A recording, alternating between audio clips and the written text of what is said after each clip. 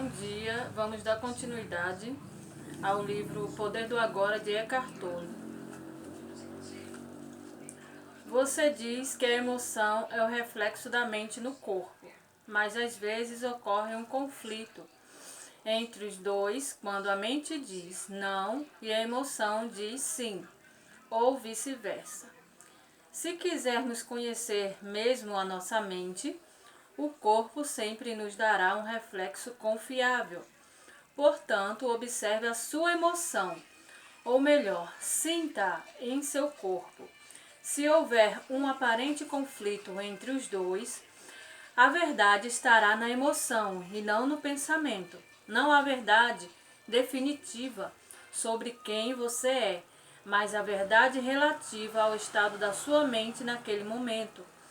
É bastante comum ocorrerem conflitos entre os pensamentos superficiais e os processos mentais inconscientes. Mesmo que você ainda não seja capaz de trazer a sua atividade mental inconsciente para um estado de consciência sob a forma de pensamento, ela estará sempre refletida no seu corpo como uma emoção, e isso você pode passar a perceber. Observar uma emoção por esse ângulo é basicamente o mesmo que ouvir ou observar um pensamento, como descrevi anteriormente. A única diferença é que o pensamento está na sua cabeça, enquanto a emoção, por conter um forte componente físico, se manifesta em primeiro lugar no corpo. Você pode permitir que a emoção esteja ali, sem deixar que ela assuma o controle. Você não é mais a emoção, você é o observador, a presença que observa. Ao praticar isso, tudo o que está inconsciente será trazido à luz da sua consciência. Então, aqui está falando de pensamentos e emoções. Às vezes sentimos emoções no nosso corpo, emoções negativas, ou tremor, calafrio, qualquer emoção que você sentir no corpo e você não sabe por que está sentindo, você pode parar ali e observar aquilo passar e sumir do seu corpo. Ou então você pode preferir ter medo, né? Porque se você começar a ficar apavorado, vai atrair mais do que você não quer. E o pensamento, quando surge um pensamento na mente, ele também traz a emoção no corpo. Só que você tem que tirar o foco dele, porque se você focar nele e você ficar com medo, você vai atrair mais daquilo que você não quer. Então, o segredo é observar o pensamento, ficar olhando, não dar nenhum significado para ele, de bom ou ruim, do que vai acontecer, não. Você só observar. Então, observar nossas emoções é tão importante quanto observar nossos pensamentos. Sim, habitue-se a perguntar o que está acontecendo com você nesse exato momento. Essa questão lhe indicará a direção certa, mas não analise. Apenas observe. Como eu disse, não analise. Não dê significado de bom ou mal, de nenhum significado. De certo ou errado, não dê. Concentre sua atenção dentro de você. Sinta a energia da emoção. Se não há emoção presente, concentre sua atenção mais fundo no campo de energia interna do seu corpo. Essa é a porta de entrada para o ser. Uma emoção, em geral, representa um padrão de pensamento amplificado e energizado, por conta da carga energética quase sempre excessiva que ela contém. Não é fácil, a princípio, termos condições para observá-la. A emoção quer assumir o controle e quase sempre consegue, a menos que você esteja presente e alerta. Se você for empurrado para uma identificação inconsciente com a emoção, ela se tornará temporariamente você. É comum se estabelecer um círculo vicioso entre o pensamento e a emoção, porque um alimenta o outro. O padrão do pensamento cria um reflexo amplificado de si mesmo na forma de uma emoção, fazendo com que a frequência vibratória desta permaneça alimentando o padrão do pensamento original. Ao lidar mentalmente com a situação, acontecimento ou pessoa que é identificada como causadora da emoção, o pensamento fornece energia para a emoção, a qual, por sua vez, energiza o padrão de pensamento e assim por diante. Geralmente, os nossos sentimentos, eles surgem a partir das emoções que damos significados, a partir de acontecimentos que acontecem aqui, de experiências físicas com alguém, ou um problema, algo que fizeram, entendeu? E você não gostou e você começou a alimentar aquele diálogo interno e gerar emoções negativas. Aí aquilo fica lá na sua mente consciente. Enquanto você não liberar ele, ele vai permanecer lá. Basicamente, todas as emoções são modificações de uma emoção primitiva não direcionada, cuja origem é a perda da percepção de quem somos por trás do nome e da forma. É difícil encontrar um nome que descreva essa emoção primitiva. A palavra medo é muito próxima, mas além do sentido de ameaça permanente, ela pode ser entendida como um profundo sentimento de abandono e incompletude. Por isso, talvez seja melhor usar uma palavra que não se confunda tanto com aquela emoção básica e chamar isso simplesmente de sofrimento. Uma das principais tarefas da mente, uma das razões da sua atividade incessante, é a de combater ou eliminar o sofrimento emocional, embora ela invariavelmente só consiga encobri-lo por um tempo. De fato, quanto mais a mente tenta se livrar do sofrimento, mais ele aumenta. A mente nunca pode achar a solução, nem pode permitir que encontremos a solução, porque é ela mesma uma parte intrínseca do problema. Imagine um chefe de polícia tentando achar um incendiário, quando o incendiário é o próprio chefe de polícia.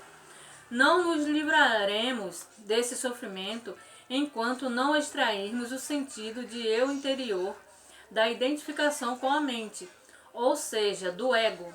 A mente é, então, derrubada da sua posição de poder e o ser se revela em si mesmo, como a verdadeira natureza da pessoa. Olha, é assim, quando temos medo de algo físico aqui fora, nós corremos dele, né? O que vem na mente? Correr, fugir. E quando é algo imaginário, que é lá na nossa mente, aqueles pensamentos negativos, pode ser de a pessoa imaginar que está com uma doença e ela não está. O que vai acontecer? Ela vai sentir o medo. E o medo é o nosso cérebro reptiliano querendo fugir de algo que não é físico, de algo que só está na nossa mente. E isso é inconsciente. A nossa mente inconsciente, ela não identifica o imaginário do real. Para ela é tudo igual. Se você vê algo aqui fora, no mundo físico, e você sente medo, se você imaginar na sua mente, você vai sentir o mesmo medo. Se você sentir raiva de alguém aqui no mundo físico, e se você ficar com aquilo na mente, você vai sentir o mesmo sentimento de raiva, mesmo sem estar naquele acontecimento ali, mesmo tendo passado todo o acontecido, o ocorrido, né? Você pensando, você vai sentir a mesma coisa, você vai sentir raiva, ódio e até mais do que você estava sentindo naquele momento, porque a mente inconsciente não distingue o que é real do imaginário. Quando nós estamos conscientes, aí nós conseguimos controlar nossa mente, nossos sentimentos, não nos deixamos ser influenciados pelas coisas de fora, os acontecimentos aqui fora, temos domínio próprio. Nós começamos a nos controlar e não deixamos os sentimentos nos dominar. Então aqui diz, eu ia perguntar, o que acontece com as emoções positivas como o amor e a alegria. Elas são inseparáveis do estado natural de conexão interior com o ser. Sempre que houver um espaço no fluxo dos pensamentos, podem ocorrer lampejos de amor e alegria, ou breves instantes de uma paz profunda. Para a maioria das pessoas, tais espaços raramente acontecem, e mesmo assim, por acaso, nas ocasiões em que a mente fica sem palavras, instigada por uma beleza estonteante, uma exaustão física extrema, ou mesmo um grande perigo. De repente, se instala uma serenidade interior. E dentro dessa serenidade existe uma alegria sutil, mas intensa. Existe amor, existe paz. Normalmente, tais momentos têm vida curta, pois a mente logo resume essa atividade barulhenta a que chamamos de pensar. Então, o que acontece em nós, na nossa mente? Nós aprendemos que pensar é isso, essa atividade mental. A maioria dos pensamentos são negativos, as pessoas não têm controle sobre eles e chama isso de pensar. Não, isso não é pensar. Isso é atividade mental. Pensar é quando você escolhe o pensamento consciente, é o pensamento positivo. O pensamento positivo, isso sim é pensar. Porque você não vai se deixar levar pelas emoções. Os pensamentos negativos, eles sempre nos deixam ser levados pelas emoções. Não pensamos, depois que agimos, pensamos que não era para ter feito aquilo. Então, esses são os pensamentos involuntários, pensamentos inconscientes da nossa mente, que nos faz nos faz agir de uma maneira que não queremos. Por isso que lá na Bíblia está escrito, né, que nós não fazemos o que queremos, mas o que não queremos fazemos. Muitas vezes acontece de a pessoa fazer algo e depois que ela tem feito aquilo, ela pensa, não era para eu ter feito isso. E ela fica ali pensando como que ela fez aquilo que não era para ter feito, depois aí ela fica arrependida, porque ela agiu na hora da emoção. Ela não parou para pensar. Ela não respirou, né? E parou para pensar naquilo conscientemente. Deixou ser levado pelas emoções. Então é isso que acontece na maioria das pessoas. Elas não pensam. Vem aquele monte de pensamento na mente dela e ela vai acreditando em tudo aquilo que ela vai pensando sobre aquilo, porque todo o significado que as pessoas dão dos pensamentos dela é negativo para tudo. Elas pensam o que os outros pensam dela e elas só pensam mal, na verdade. Elas só pensam mal do que os outros pensam dela, nunca pensa de bom. Então, isso vai gerando que um ódio, uma raiva. Aí observa uma atitude negativa em alguém, entendeu? É tudo dentro de nós, não está fora de nós. Então, no momento que pensamos mal, pensamos que alguém está pensando mal de nós, a pessoa não está pensando. Como que nós vamos adivinhar o que o outro está pensando de nós e mal, logo mal de nós? Eu acredito que somos nós mesmos que nos achamos mal para pensar que alguém pensa mal de nós. É nós vendo o que o outro está pensando. Por que imaginar que o outro pensa mal de mim, se eu me acho uma pessoa ótima e maravilhosa?